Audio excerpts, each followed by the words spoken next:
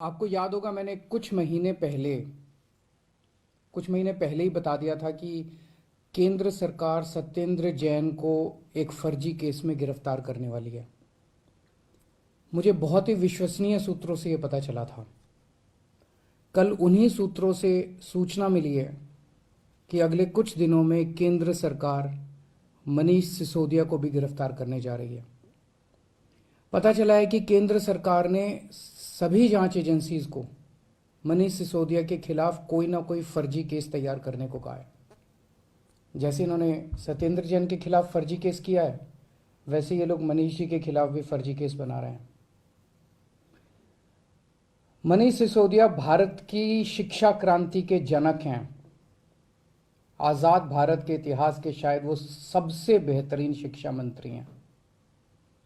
सरकारी स्कूलों में पहले गरीबों के बच्चों को 3rd क्लास शिक्षा मिलती थी। दिल्ली के सरकारी स्कूलों में 18 लाख बच्चे पढ़ते हैं। इन सभी बच्चों का भविष्य अंधकार में था। मनीष जी ने इन बच्चों को अच्छे और सुनहरी भविष्य की उम्मीद दी है। मनीष जी ने इनके माता पिता की आंखों में चमक दी है। आज मैं उन 18 लाख बच्चों से पूछना चाहता हूं, बच्चों, क्या आपके मनीष सिसोदिया भ्रष्ट हैं? मैं उनके माता पिता से पूछना चाहता हूं कि ये लोग आपके मनीष सिसोदिया को भ्रष्ट कह रहे हैं, आपको क्या लगता है? मनीष सिसोदिया ने ना केवल दिल्ली बल्कि पूरे देश के गरीब बच्चों को उम्मीद दी है कि उनके स्कूल भी बदल सकते हैं। दिल्ली की शिक्षा क्रांति की धमक केवल भारत में ही नहीं, आज पूरी दुनिया में गूंज रही है। पूरी दुनिया के देशों से दिल्ली सरकार के पास निमंत्रण आ रहे हैं, हमें भी हैप्पीनेस क्लास सिखाओ, हमें भी एंटरप्रेन्योरशिप क्लास सिखाओ। मनीष जी ने पूरी दुनिया में भारत का नाम रोशन किया है।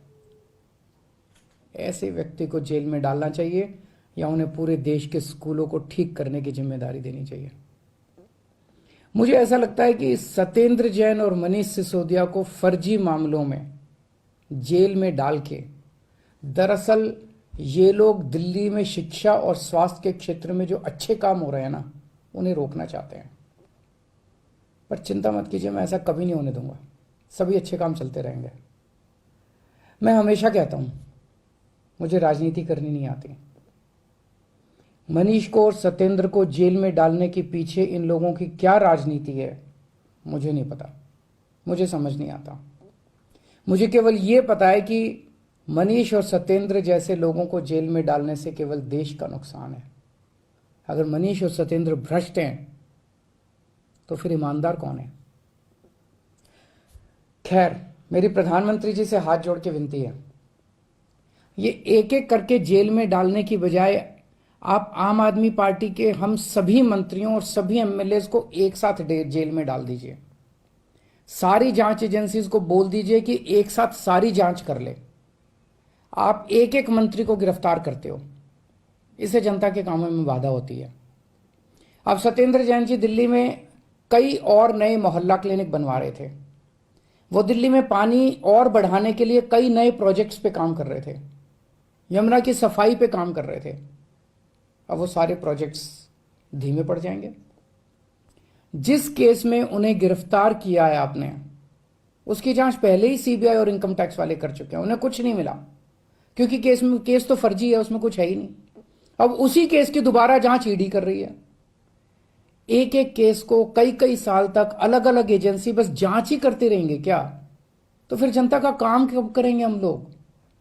इसलिए मेरी आपसे विनती है, हम सबको एक साथ गिरफ्तार कर लो, एक साथ सारी जांच एजेंसी से हमारी सबकी जांच करवा लो, जितनी रेड करनी है रेड कर लो, एक साथ कर लो, ताकि उसके बाद हम काम कर सकें। हमें राजनीति समझ नहीं आती। कुछ लोग कहते हैं ये हिमाचल के चुनाव की वजह से किया जा रहा है, कुछ लोग कहते हैं ये पंजाब चुनाव के नतीजों का बदला लिया जा रहा है। हमें नहीं पता क्या कारण है। जो भी कारण है, हमें गिरफ्तार होने से डर नहीं लगता, पर सबको एक साथ करवा लो। आपने 5 साल पहले भी हम सब पे कई कई रेड करवाई थी, किसी के यहां 1 पैसे की चोरी नहीं मिली। हमारे 20 से ज्यादा एमएलए को गिरफ्तार किया गया, सारे के सारे कोर्ट से छूट के आ गए। सब मामलों में कोर्ट ने जांच एजेंसियों को खूब डांटा कि क्या कर रहे हो। आज हम हर जगह गर्व के साथ मजाक में कहते हैं कि हम सब लोग मोदी जी से ईमानदारी का सर्टिफिकेट लेके आए हैं। अब फिर से ये जेल जेल का गेम शुरू हो गया। तो हमारी आपसे हाथ जोड़ के बस एक विनती है, हम सबको एक साथ गिरफ्तार करके सारी जांच करवा लीजिए। मुझे पूरा विश्वास है एक बार फिर से हम आपसे देश की सबसे ईमानदार और देशभक्त पार्टी का सर्टिफिकेट लेके जाएंगे।